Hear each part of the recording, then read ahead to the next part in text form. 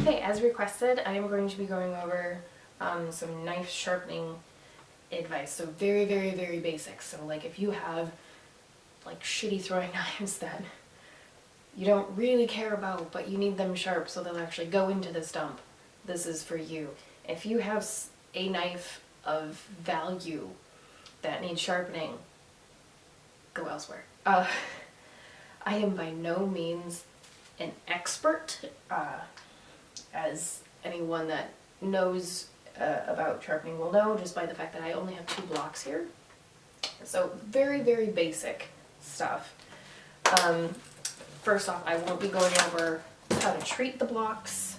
That's not what this video is about. So I have 2 blocks here. So here we have a block. It's got 2 sides to it. We have the coarser side here and the finer side here. And we also have our nice tiny stone here. That's a little bit in between the 2. This one is much coarser. I haven't actually sharpened my blades in a long time, which is terrible because it needs it. So what we're going to do is start out with this block, go to this side, and then finish with this fine side here. So, and they're still quite oily, which is very nice to see. So I have covered my table first with a plastic bag, then a towel, and I'm also keeping them on the bags here. So some very rudimentary, basic stuff is you start with the coarsest block first and work your way to a very fine stone. Now, I said in the beginning that it's obvious I'm not that great at any of this because I only have 2 stones. Someone that knows what they're doing, I mean, you may go through over a dozen stones. What I'm going to do is, because I have not used these stones in a while, I'm going to put some oil in them. So to do sharpening, you need at least a rudimentary 2 stone. So if you can't get something that's coarse and fine, I would suggest getting the fine stone. It's going to take forever. This is why you start coarse and go down further, is something like this, which is basically a spoon. You need to start with something quite coarse. That's going to get the bulk of it. So why do you start with a coarse stone and not just start with the very, very fine stone? There's a lot of material you have to move. There's a lot of metal you have to scrape away, and a fine stone only removes a very, very small amount of the metal as you're sharpening it. A coarse stone is going to take much bigger chunks as you go. And if you have something that's very dull, you have a lot of metal to move out of the way to get it down to a nice sharp point, you need to start with that coarse stone, because if you start with the fine stone, you're going to be sharpening until your arms fall off. And it's a time saver thing. It's just being more efficient. To do the sharpening, obviously you need your sharpening stones, something to sharpen, and oil. So you oil up the stones. This provides like some slick to it, so that way you're not just over. It's not like trying to do an old washboard against the knife, against the blade. So you need that oil to allow the strokes to be smoother. If you don't have that, the consistency of the edge of the blade is really going to suffer. We are just going to add some good old 10W30. Now, because I'm not super precise, we're going to be very careful with this. This has been outside, so it looks fantastic. But you literally just pour it onto the blocks carefully, but ooh. Go, that's plenty. Now, when you first straight the stones, you are going to be shocked at how much the stones soak up it's going to be astounding. You're going to go, oh yeah, that's good, and then realize that it can take more. It's going to be pretty crazy. Your mind will be a little blown. So, who does mani-pedis? So we're just going to literally rub that to just help it get in there. This is not something to do if you don't like messes, because it will get messy. And as you go, there will be metal filings that come off as well. So it's going to look like the block is getting dirty, but it's just the metal filings from the dagger or whatever kind of blade you're sharpening coming off onto the stone. So again, a little surprising, but it's been a bit, so it's gonna take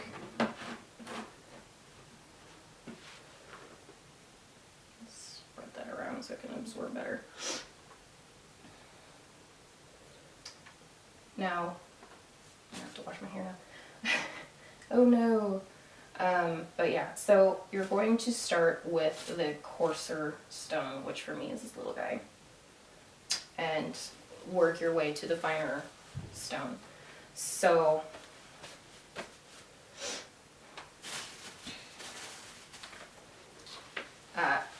there's a little bit of conflicting advice out there about angle of the blade. Basically, it's going to come down to your blade and your preference and the metal type. So like carbon fiber, that's going to be able to hold a much better edge than, say, aluminum. Aluminum is a very soft metal that's not going to hold a very good edge. Something like this, I mean, there is a wee bit of an edge to it now, but like I get to here and I'm not cutting myself at all. But with throwing daggers, basically you just need to get the end to be quite sharp, because that's the only part that matters. Now, something like this, the kukri, I'm using mostly this edge here to chop and all that, or chop away vines so that way I can get my dog out from underneath the shed because she got stuck twice. So that's why this is super dull right now. So what I'm doing here is very gently. Now this is something that like you don't do this on a razor because you'll slice your thumb. But something like this where you just kind of gently go like that. I'm testing the edge. This still has a pretty good edge. So this is one where like I know now the coarsest block is not going to be necessary for this. This just needs a little bit of a touch up. Whereas this is, I mean, I can full on go like this and I'm not cutting myself. So we'll start with this one. Now the angle of the edge, like I said, is going to be a little subjective to your blade, the materials it's made out of, and what it is that you want to do with it. A good rule of thumb though is to just follow the angle that's there. At least that's what I'm going to do. So it depends on, because I've seen both pieces of advice of as far as scraping against the stone, of starting at the hilt and going towards the tip. I've also seen going towards the tip, going towards the hilt. What we're going to do is start the tip, work our way towards the hilt, go like this. Anyone that's really good at this is probably really cringing right now, because ideally what you have is this is firmly set down. I don't have that kind of a gizmo right now, and again, this is basically a spoon, and it does not need to be super specific. I just want this to stick in a half-rotting tree stump, which is not going to take much. So we start here, we keep the angle consistent, and the big thing is consistency, and the only way you're going to get that is with practice. So we're holding it at an angle like so, and then you just do that about 10,000 more times.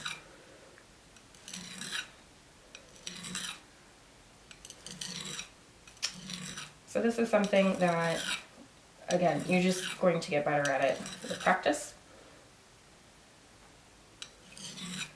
And with time, your hand is going to get steadier, your strokes are going to become more consistent.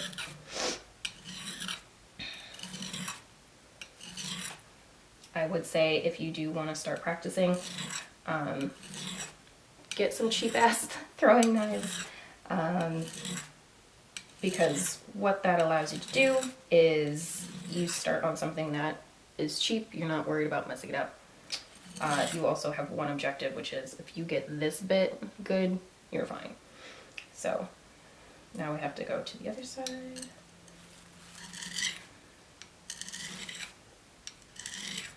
Now, as I'm going, I should explain that more thoroughly. So I'm not just going like this, as you can see. We're going slightly inward as well. So what this does is it's scraping the metal this way. So we're not just going like this and going up and down the edge. We're going down the edge and in. So you're going at an angle. And because this is curved like so, it's kind of a almost more of a circular motion for this particular blade anyway. Something that's a straighter edge would be more of an angle like this, just the whole time, just.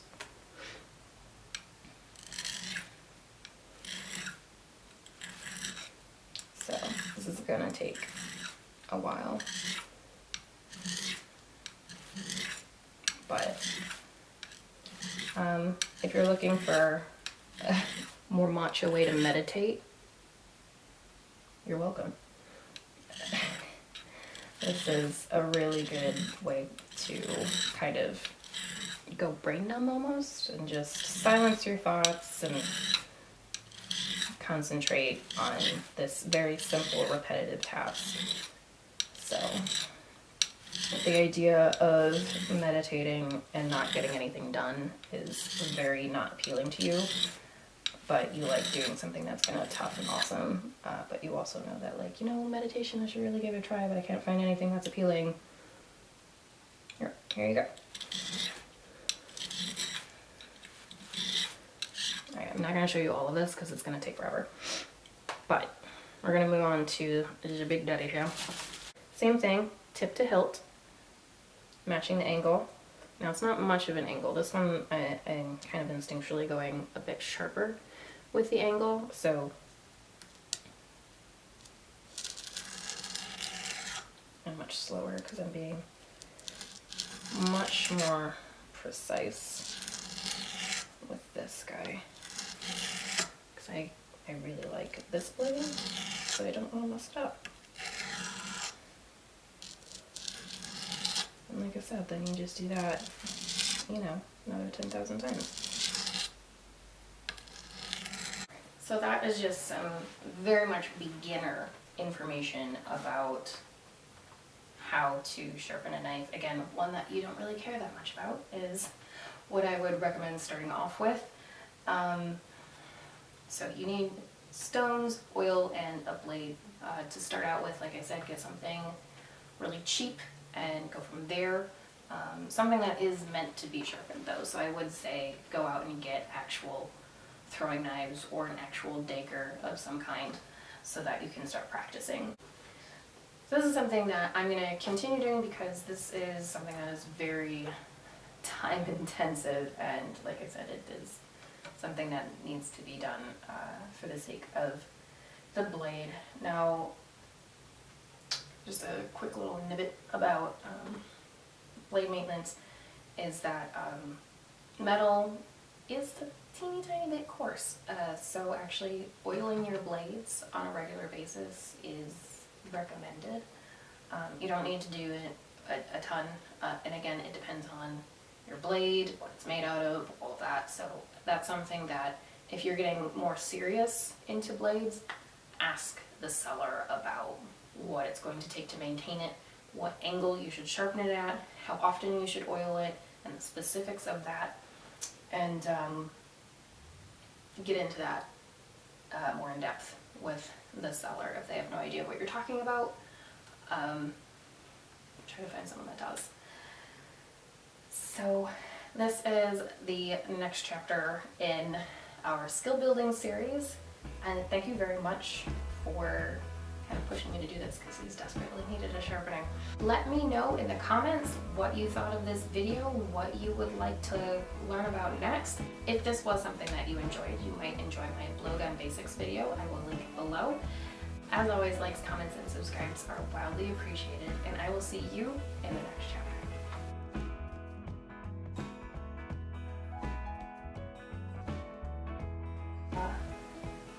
The